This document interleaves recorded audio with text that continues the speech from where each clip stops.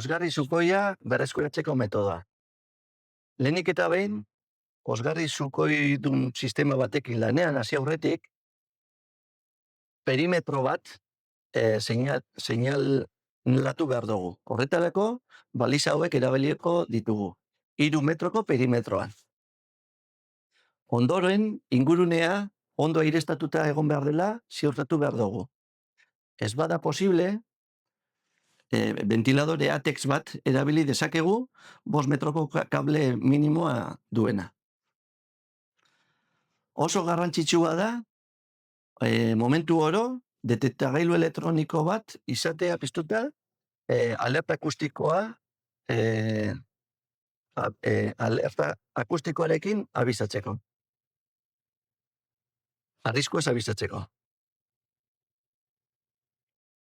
Pozgarri sukoia ateratzeko sistematik 2 metodo daude. Lehenik eta behin, leiho bat hurbil izanez gero, 3 metroko mangera luze batekin, kanpora atera dezakegu. Berotze globalaren potentziala baxua duelako. Horretarako, mangerako leihotik ateratzen dugunean, bere puntatik 3 metroko perimetro bat beste baliza batekin identifikatuko dugu.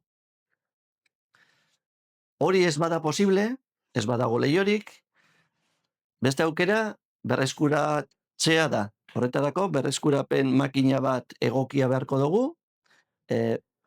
pozgarri sukoiduntzako, eta berreskurapen botila egokia ere pozgarri sukoiduntzako. Normalean, kolore gorria duena. Pozgarria berreskuratzeko, normalean, fase gaseosoan berreskuratzen da. Horretarako, betiko bezala, balantza baten bitartez, eta manometro baten bitartez, pozgarria botilan sartuko dugu. 7 kilo baino gehiago pozgarri badu sistemak, beste metodo bat komeni da erabiltzea, push-pull metodoa.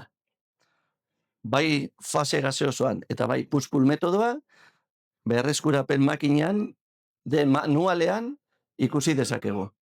Ez ahaztu, babes pertsonaleko ekipamendua. Antijoak eta eskularruak lan egiterako orduan.